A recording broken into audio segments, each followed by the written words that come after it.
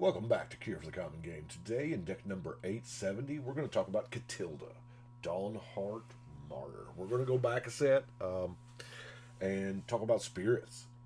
For 3 mana, we get a flying lifelink protection from vampires, which also means protection from changelings. Katilda, power and toughness are each equal to the number of permanents you control that are spirits and or enchantments. We've got the disturb thing.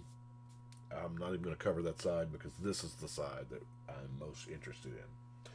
So, spirits and enchantments, as it turns out, are very, very intertwined together.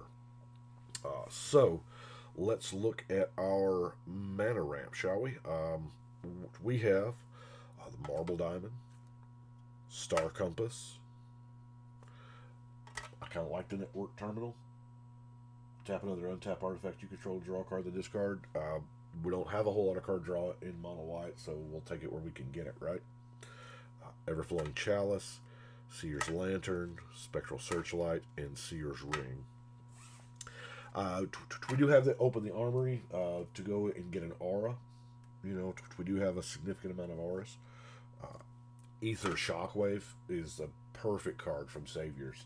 Tap all spirits or tap all non-spirits. That's probably what this card is going to do more. Tap all non-spirit creatures so that our spirits can just get through. Brave the Elements also works good offensively or defensively. And then When We Were Young was just a fun card from the new set that I just wanted to play. Now, spirits and enchantments is where we're at, right? So before we get into the spirits, let's get into what stuff that makes spirit tokens, like Spectral Possession, Release to Memory, Exile in a Graveyard, and for each creature, get a spirit token. That's pretty good. Midnight Haunting does it, and of course the long forgotten Gohi. Now we don't have a whole lot of arcane, but it's a spirit anthem. So let's look at our spirits. These are in no particular order. I like the Pilgrim of the Ages. You may search your library for planes, put it in your hand. Hey, and enough mana late game, you can bring it back to your hand. That's not something that we count on, but hey, we've all been there with a full graveyard and an empty hand and mana left over, so why not, right? Voice of the Blessed. Gain life, it gets counter. As long as it has 4 counters on it, it's got Flying Vigilance. As long as it has 10 counters on it, it's got Indestructible. Yeah, that's a pretty good spirit there. Skyclave Apparition. Y'all remember this one? Twin Blade Geist. Double Strike. I like me some Double Strike. Spectral Rider. Intimidate. Now, I'm the Countless Battles. This one is beautiful. It's an enchantment creature spirit, so it is super in theme. I mean, I think we have some others. We have the Hopeful Eidolon, the Ghostblade Eidolon, and the Eidolon of Obstruction as our enchantment creature spirits. So, Blessed Spirits, here again, it ties. We've had this card forever, right? But it just ties the whole deck together. Enchantments, getting counters, flying, it's a spirit. We have the Dawnhart Geist. Cast enchantment, you gain 2 life. Works really well with the other life gaining bonus thing. Boast. I mean, yeah, the humans are not spirits, but you know what? They make decent blockers. Drum Bellow. I think this card is going to do something. A 2/1 flyer, untap all creatures you control during each other player's untap step. So, I mean, it could have said Vigilance, but I think this may be a little more useful than Vigilance. Like, if you're doing there's several different things besides this one. A Plinker strategy in a 2 or 3 color deck. If you're doing a vehicle strategy to where your guys can crew multiple times. If you, just there's all kinds of uses for the Drum Bellower. don't be surprised if this card doesn't take off. Lantern Kami. I mean, it's just a good early flying Kami. Oh. Hanged Executioner. It brings a buddy when it comes, and you can exile a creature with it. The Bygone Bishop. I mean, this is not bad. You get to investigate. I'll investigate because that's some card draw. Faithbound Judge. Tallow Wisp. Kami of the Ancient Law doing some work as a I love this. Celestial Crusader. It's a spirit. It has flash, split second, and it's an anthem. So, hey, now it's an anthem for all white creatures, not just yours. But, you know, we takes what we can get, right? Clarion Spirit. Your second spell each turn, you get a spirit token with flying. AO.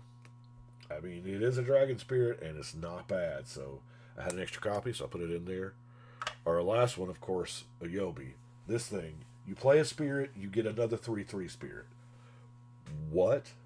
Okay. Now we're going to look at global. I'm showing my age there, aren't I? Back in the day, there was something called global enchantments and local enchantments. Enchantment. Now we know them as enchantments and auras, enchant creatures. So, anyway, Seal of Cleansing there again, doing a enchantment version of a disenchant. We got the Glorious Anthem, because in theory this gives our commander +2. Touch the Sky Realm. I mean, O-Ring variant. Quarantine Field. Field of Souls. I like this. You know, you just spirits gonna get you spirits when they die. And then, you know, Sphere of Safety is kind of a beast in the deck. I mean, it just really, really is. There are a lot of cards I would have added into this if I'd had it. You know, a Ghostly Prism, maybe a Cathar's Crusade, some other card draw mechanics. But anyway, let's get to the auras. We are playing mono white, so Armored Ascension is kind of a beautiful thing, especially if we happen to draw it when our commander's out there. Ethereal Armor, +1 for each enchantment. First strike, you know. Spirit Mantle, protection from creatures. That means it just can't be blocked at all.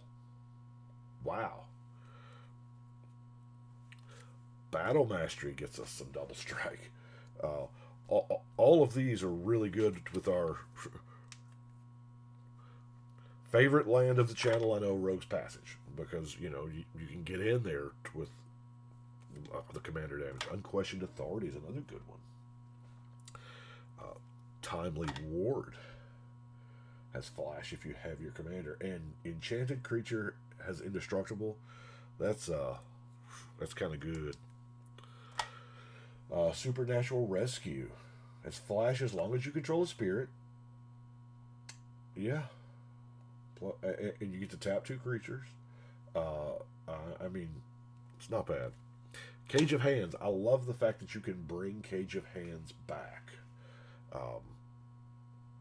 Maybe to get the enchantment trigger. Maybe I probably should have put in a Mason Enchantress Shram kind of thing to do a little more card draw, but I was so hard-nosed in the fact that they weren't spirits.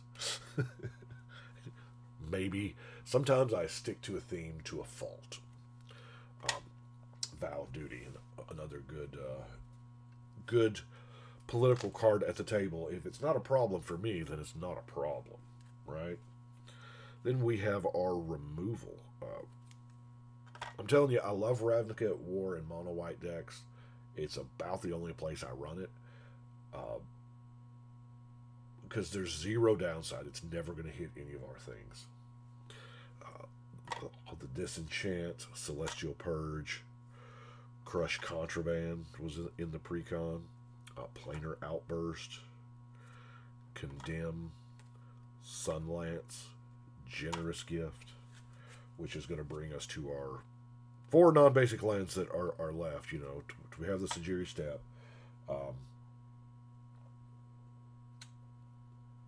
that one turn protection can help. It can also, not matter a lot of the times, but I'd rather have it not need it and need it not have it. Some cycle lands, the Desert of the True, and the Secluded Steppe. Not a whole lot of non-basics in a monocolor, Temple of the False God. There again, Emerald would have been a beautiful card to put in there. Had I had one, it probably would have gone in. Of course, that probably would have gone in every mono-white deck, and some of that I'm kind of glad that I don't have that many quantities of, because then every white deck could be the same, or anyway. 870. Let's go finish off a row on the wall. So that row's done. We're gonna start closing in on deck number 900 here. I've already started building it, and it's gonna be good. I think try to make it good. Anyway, I do appreciate it. Y'all let me know what you think, and we're gonna go ahead and shuffle and cut.